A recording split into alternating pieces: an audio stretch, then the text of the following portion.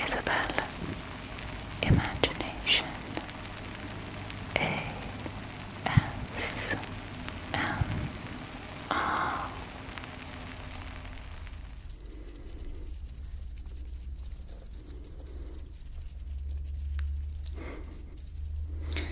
Hi, thank you for joining me.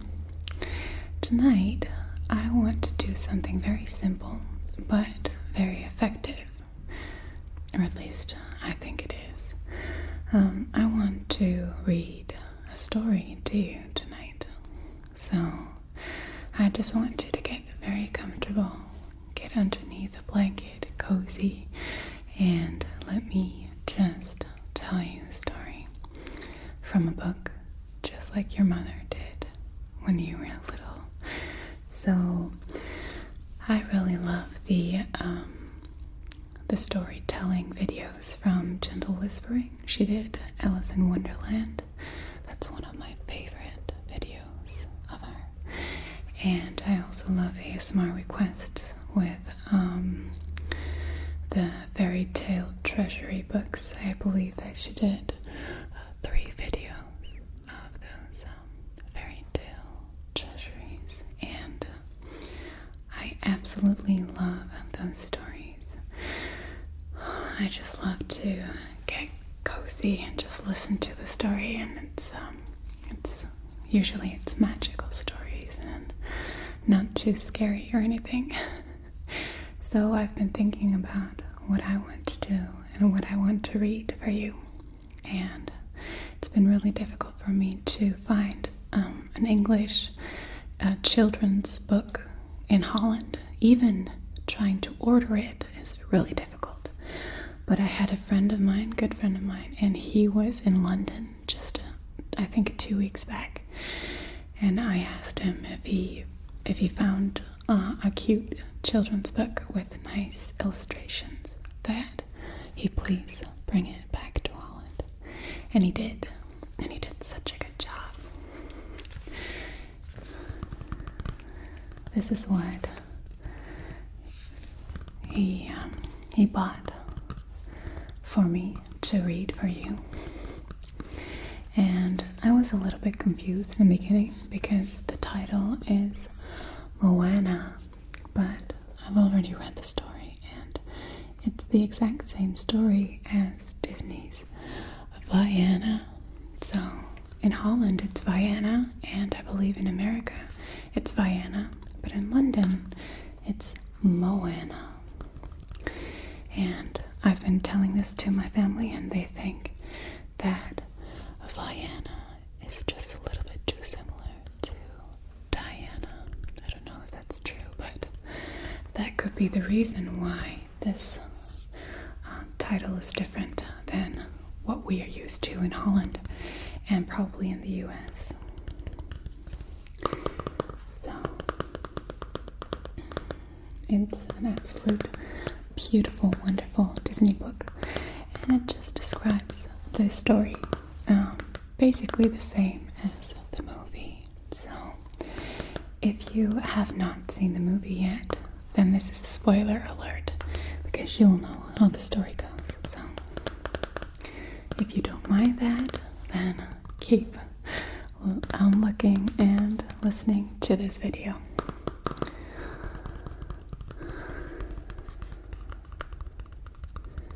I love book sounds, and I love people reading to me, so I think this is very ASMR-y. I don't know if that's a word.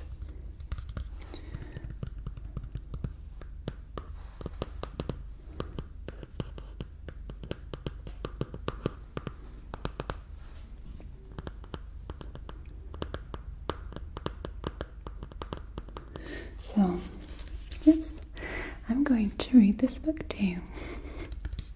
I hope you like it. I hope you enjoy it. Let me know in the comments if this is something that you want me to do more often, because it's very easy for me, obviously, to read a story.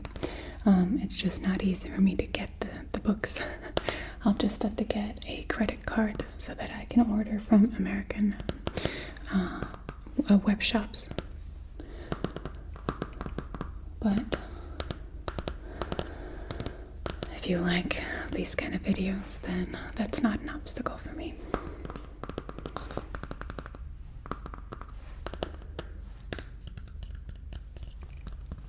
So, let's get started with this book, the Disney video, but then it's storytelling. Let's go.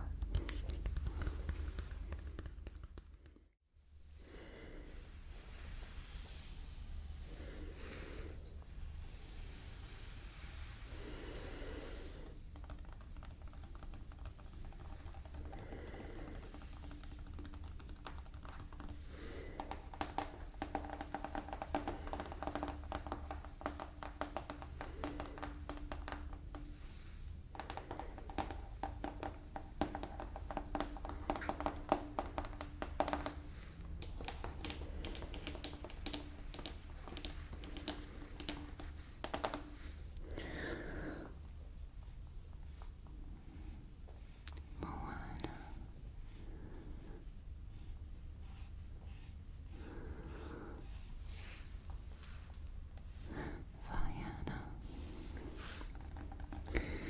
Disney movie collection, a special Disney storybook series. Let's open it up and see what's inside.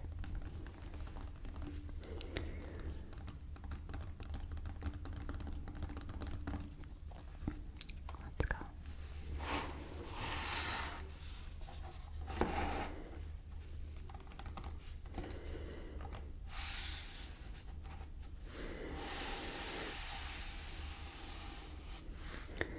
I didn't fill in my name. Maybe I should. Proud owner of this book.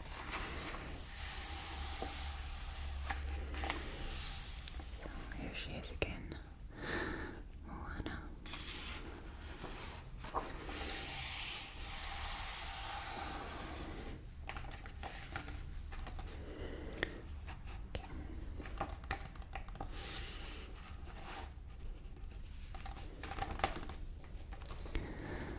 Moana was a little girl who lived with her family on the island of Nui. Her home was a beautiful place, surrounded by a coral reef and shimmering blue seas. Her father, Tui, was chief of the island. Moana was destined to be chief too one day. Chief Tui cared very much about his people and made sure they were happy and safe. He didn't allow anyone to sail out beyond the coral reef where it might be dangerous. After all, Montanui had everything the villagers needed. Who would want to leave? So here is the beautiful island of Montanui.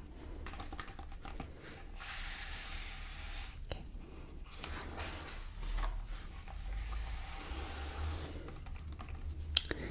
Moana's grandmother, Gamatala, liked to tell ancient tales to the children of the village. The other toddlers would sometimes become frightened, but Moana loved the stories. In the beginning, Gamatala said, there was only ocean until an island emerged. The mother island, Te Fiti. Her heart had the power to create life itself, and she shared it with the world. Grandma explained that some people wanted to take the heart and keep its power for themselves. One day, a demigod called Maui succeeded. He used his magical fishhook to steal the heart, and Te Fiti began As Maui made off, he was confronted by a monster called Teka. The pair fought, and the heart was dropped, lost in the sea. There's Moana and Grandma Tala. Okay.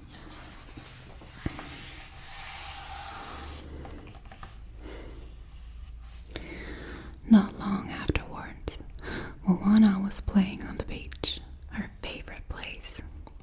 She stepped out into the water and, amazingly, it rose up around her, creating a path out to the sea.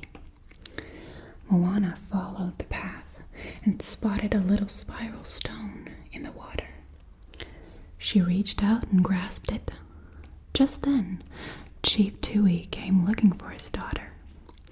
The sea quickly whisked Moana back to the shore. The toddler dropped the spiral stone in the sand as her father and mother, Sina, took her back to the village.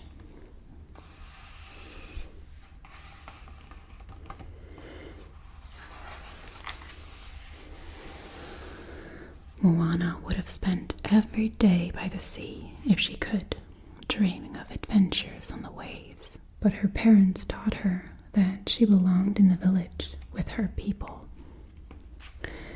The years passed, and Moana was very happy growing up in Motunui. She learned from the people around her, and in return, helped them in any way she could.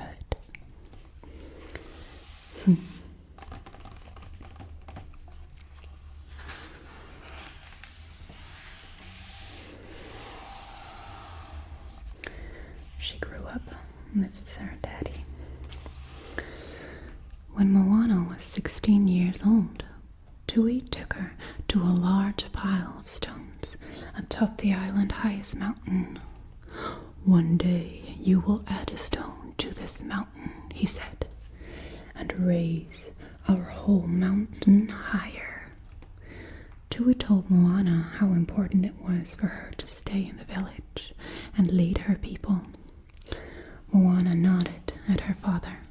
Even though she still felt drawn to the sea, she wanted to make him proud.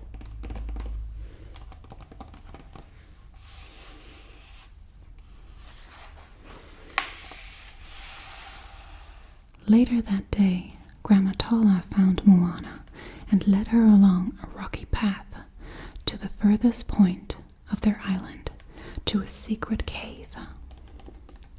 "What's in there?" Moana asked. "The answer," Grandma Tala replied, "to the question you keep asking yourself. Who are you meant to be?"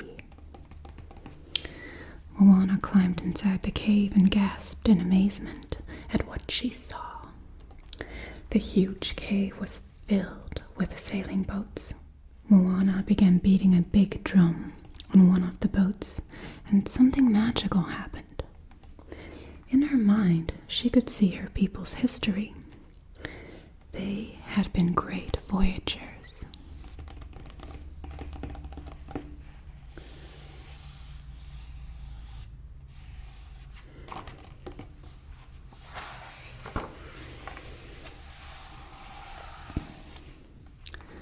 Moana leaped out of the cave with excitement. She asked her grandmother why their people had stopped voyaging. Grandma Tala explained that after Maui took the heart of Te Fiti, a darkness spread around the seas. The ancient chiefs had stopped Moana's people from sailing to keep them safe. Grandma Tala said that the darkness was starting to infect their island too.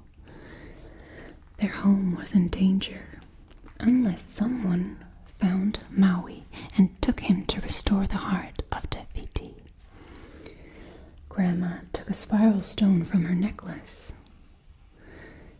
It was the one that Moana found on the sea when she was little. It was the heart of Te Fiti.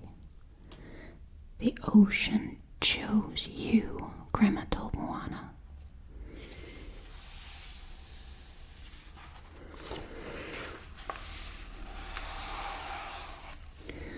Now that Moana knew the truth, she wanted to help save the island. She ran to the village leaders. "We were voyagers," she cried. "We can voyage again." But their chief Tui quickly pulled Moana aside. He didn't believe that the spiral stone was the heart of Te Fiti, and he wanted his people to stay safe on the island.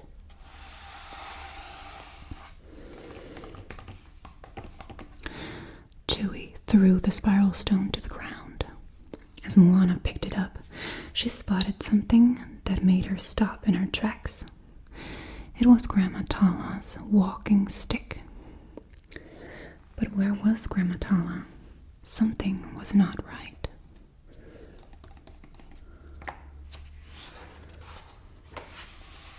No. Moana raced to Grandma Tala's home and found her very sick in bed. She rushed to her side. "Go," Grandma said in a weak voice. "You must. The ocean chose you." "I can't leave now," Moana protested. "There is nowhere you could go that I won't be with you," Grandma replied. She gave Moana the necklace to hold the heart of Te Fiti, and with the last of her strength, she whispered, "Go."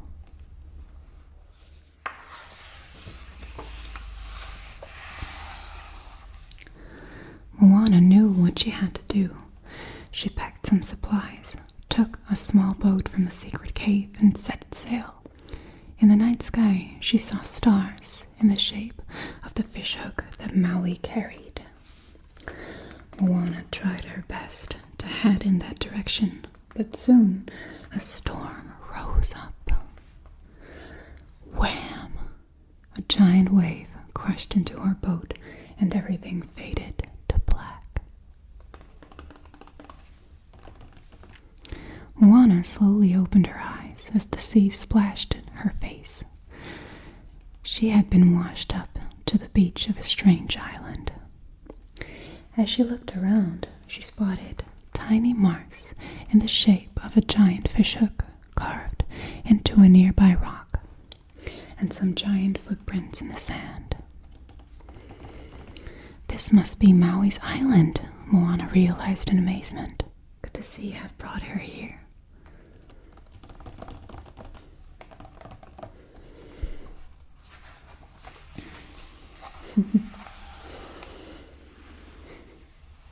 Dwayne Johnson.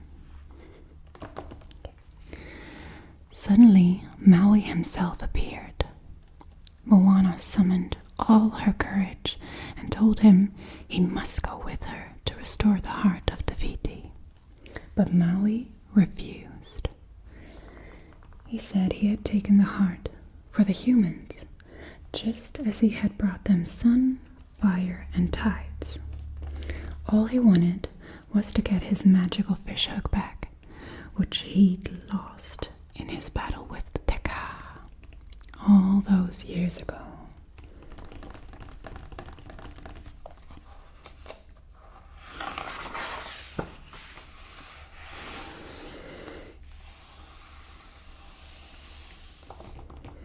Maui boasted to Moana about the amazing feats he had achieved.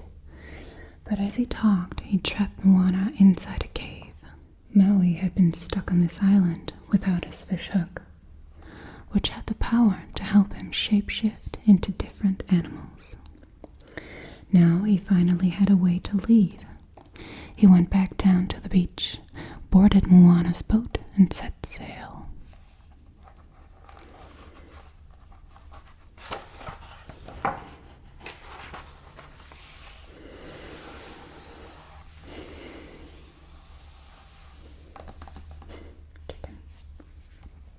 But Moana wasn't ready to give up on her mission.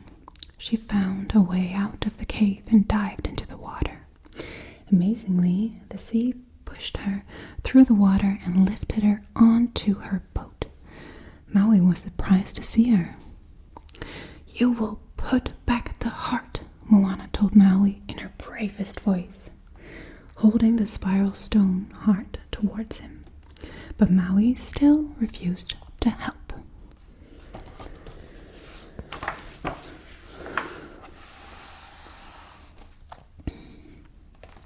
Just then, spears started landing around Moana and Maui.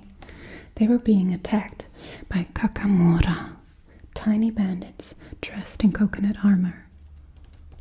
Moana batted them with her oar and was able to keep them from stealing the heart. Finally, together, the pair managed to escape from the kakamora and sail away.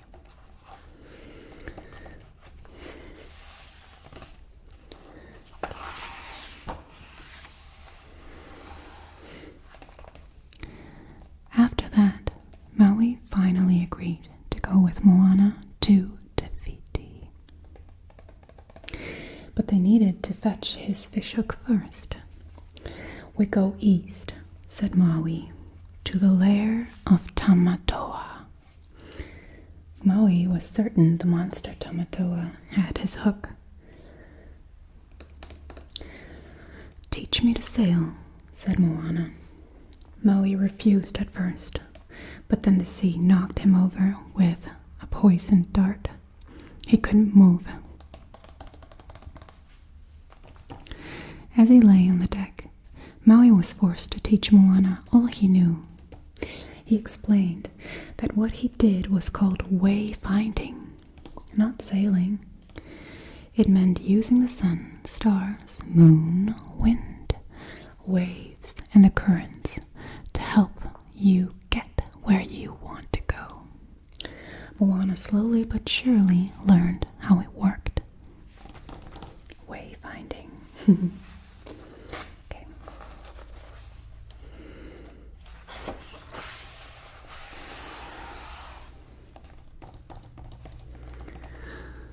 Tamatoa's lair was in Lalotai, the realm of monsters. By the next morning, the pair had reached the tall, rocky island that was the entrance to the realm. They climbed upwards until they reached a deep, dark opening. Lalotai was underneath the sea. Moana and Maui had to pass all the way down through the water to reach it. They each took a deep breath and jumped into the pitch black hole. They're brave. Okay. Realm of monsters. Maui landed safely, but Moana was caught by the tongue of a huge monster. Luckily, an even bigger monster ate the first monster, and Moana dropped to the floor unharmed. Good for her. Okay.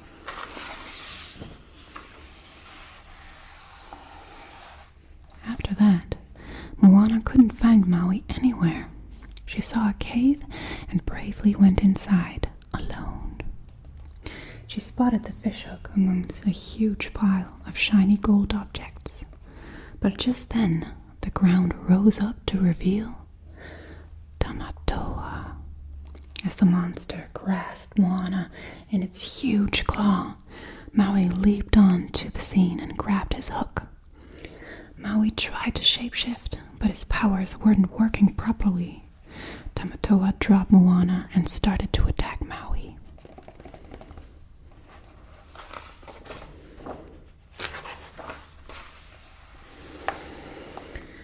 Thinking quickly, Moana took the stone from her necklace and held it out to Tamatoa.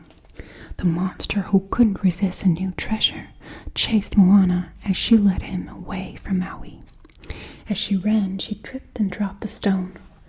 Moana called out to Maui, "We gotta go." "But the heart," cried Maui. "He can have it. I've got this one," Moana replied. She opened her hand to reveal the real heart of Te. She had used an ordinary stone to trick Tamatoa. Before the monster had a chance to attack again, a geyser exploded underneath Moana and Maui, and launched them safely through the top of the realm. They made it out alive.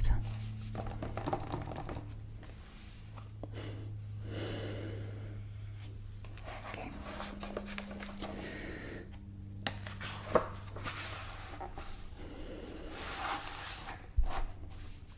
Back on the boat, Moana helped Maui practice shape-shifting until he could do it easily again. As the pair sailed towards Tahiti, Maui told Moana that he was born human, but his parents didn't want him. The gods gave him the fishhook, and he used it to give islands fire and tides to the humans. But it was never enough for them. Moana realized that Maui had taken the heart of Tahiti for his people to prove his worth. Just as the pair spotted Tahiti in the distance, Teka appeared. Maui had to get past the lava monster. He turned into a huge hawk and took to the skies, clutching the heart in his claw. But Maui was no match for Teka, who quickly knocked him out of the sky. Moana helped Maui back onto the boat, and the pair headed further towards Tahiti. Then they watched in horror as Teka brought a fist of fire down towards the boat. He does not look happy.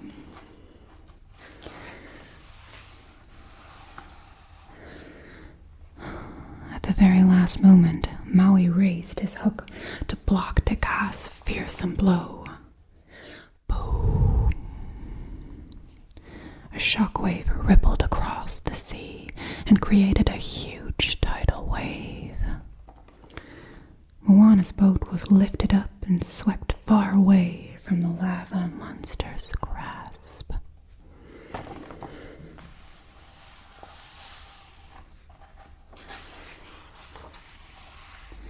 The friends were now a long way from Tahiti, and their boat was in a bad way. Moana wanted to head straight back to battle Teka again, but then gasped as she saw that Teka's blow had left a huge crack in Maui's hook. "Without my hook, I am nothing," Maui said. Maui was mad at Moana. He angrily told her that the ocean shouldn't have chosen her for this task. He dropped the heart of Tahiti onto the deck and used all the power he could muster to shape-shift into a hawk. Moana tried to convince him to stay, but he refused. He flew off into the sky.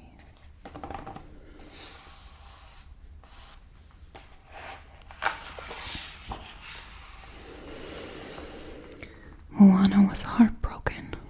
She looked out across the water and spoke to the sea with tears in her eyes. "You chose the wrong person," she said.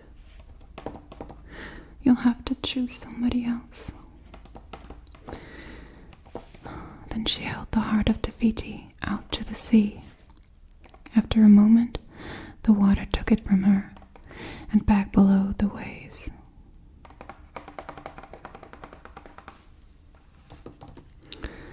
Moana was stunned. She had thought the sea might force her to keep the heart and carry on, but now she had nothing.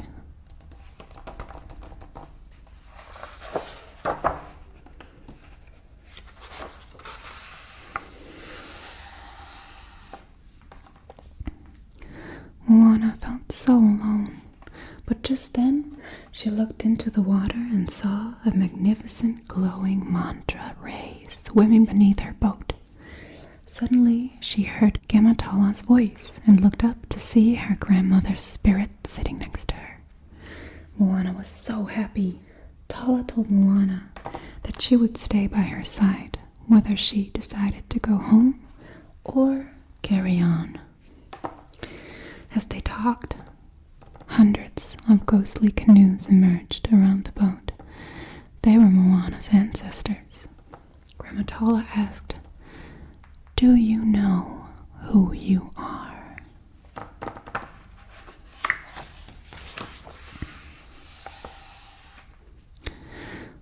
Moana realized that this task has always been her destiny, and she must complete it. She dived over the side of the boat and swam deeper and deeper into the sea. The heart of Te Fiti glowed bright, and Moana retrieved it from the seabed. Moana repaired her boat as well as she could, then set on course towards Te Fiti once again.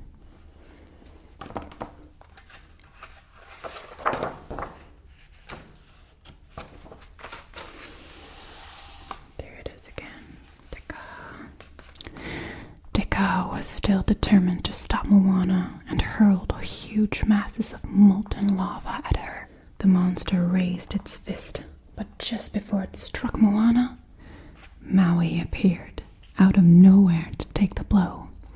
He had returned.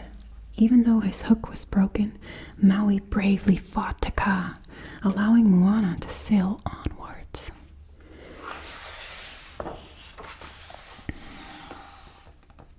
When Moana reached Te Fiti, she gasped.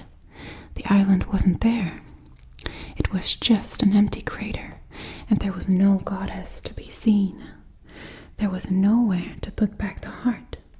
But Moana didn't panic. She took a deep breath and looked at Te Kā towering over Maui.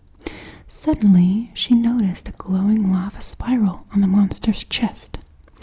Moana looked at the spiral stone heart in her hand.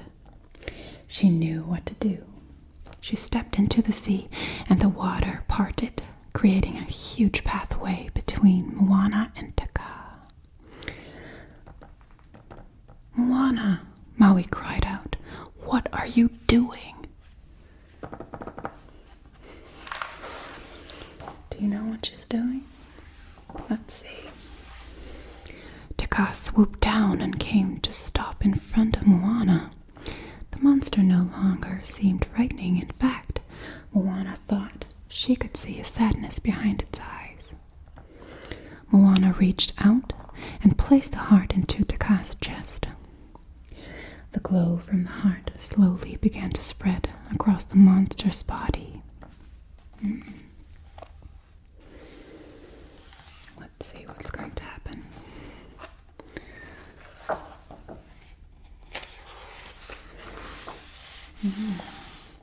Moana watched as the face of the lava monster transformed.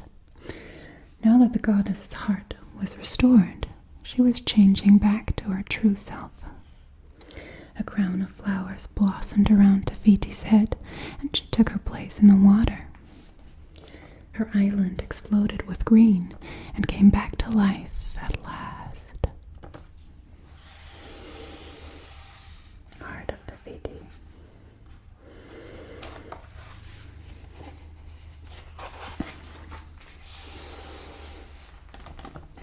Maui was amazed at Moana's bravery and so proud of his new friend.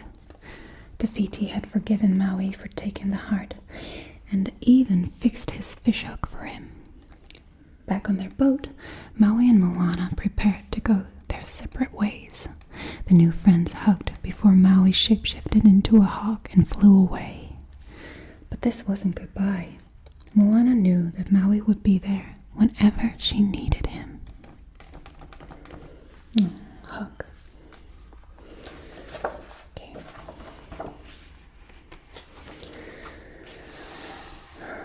Montanui again.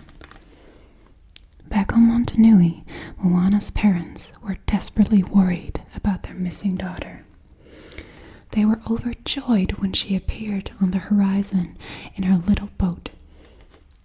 Later that day, with a shell in her hand, Moana headed up the tallest mountain to the pile of rocks her father had once shown her, and proudly added her shell on the top.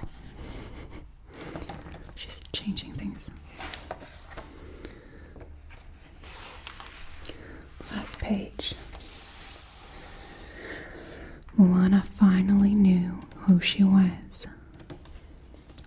The next great ocean explorer, destined to lead her people on amazing new adventures.